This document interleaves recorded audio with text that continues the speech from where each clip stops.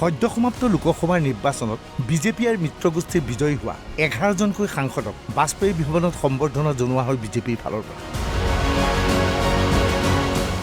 অনুষ্ঠানত কেন্দ্ৰীয় মন্ত্ৰী সৰ্বানন্দ সোণোৱাল আৰু পবিত্ৰ মাৰ্ঘেৰিটা উপস্থিত আছিল মিত্ৰ দলৰ সাংসদ ফণীভূষণ চৌধুৰী আৰু জয়ন্ত বসুমতাৰী।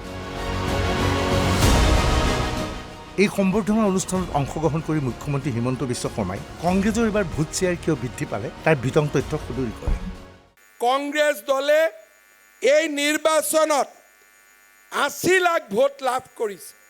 কংগ্ৰেছ দল বুলি কওঁতে আমি কাক বুজো?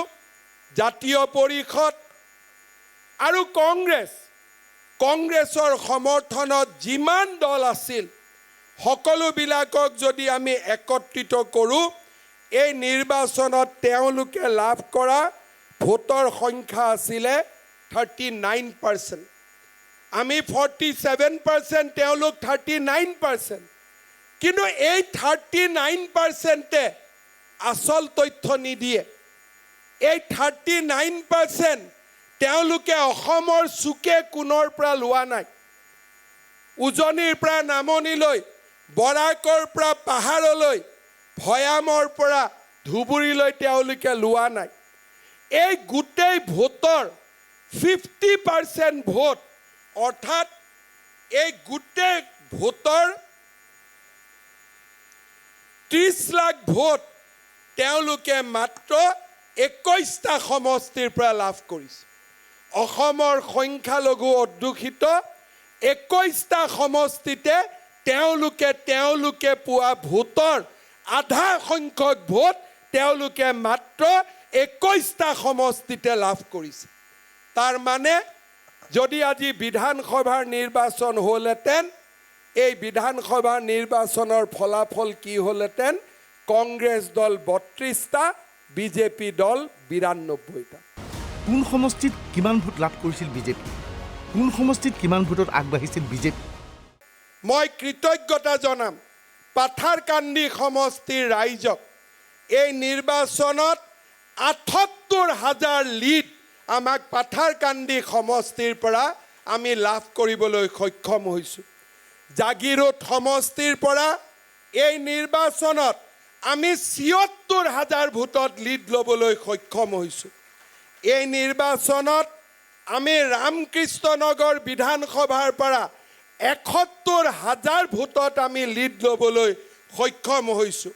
আমি গুৱাহাটী চেণ্ট্ৰেল, জোনাই, চিপাঝাৰ, লামডিং, হোজাই, তামুলপুৰ, ঢেকিয়াজুলি, কলিয়াবৰ, শিলচৰ, গোৰেশ্বৰ, ধলাই, গহপুৰ, বঙাইগাঁও, এই সমষ্টিবিলাকত মৰিগাঁও, বৰপেটা, ডিমৰীয়া, জালুকবাৰী, নলবাৰী, ভেৰগাঁও, লক্ষীপুৰ, অভয়াপুৰী, কমলপুৰ, হাইলাকান্দিত আমি 50,000তকৈ অধিক ভোটত লিড ল'বলৈ সক্ষম হৈছোঁ। মুখ্যমন্ত্ৰী হিমন্ত বিশ্ব শৰ্মাই এই অনুষ্ঠানত অংশগ্ৰহণ কৰি সদ্য সমাপ্ত লোকসভাৰ নিৰ্বাচনৰ বিভিন্ন তথ্য সদৰি কৰে। কাৰ্যকৰ্তা বন্ধুসকল, এই নিৰ্বাচনৰ বিজয়ৰ আঁৰত আৰু বহুতো নায়ক আছে, মহানায়ক আছে। এই নিৰ্বাচনত আমি ৰাজ্যখনত প্ৰথমবাৰৰ বাবে 92টা সমষ্টিত আমি বিজয়ী হ'বলৈ সক্ষম হৈছোঁ। 2019 চনৰ নিৰ্বাচনত আমি লোকসভাত জয়লাভ কৰিছিলোঁ। ৰাজ্য বিধানসভাত আমি কেতিয়াও 85ৰ সংখ্যা অতিক্ৰম কৰিব পৰা নাছিলোঁ। প্ৰথমবাৰৰ বাবে এই নিৰ্বাচনত আমি 92খন আসন আমি লাভ কৰিবলৈ সক্ষম হৈছোঁ।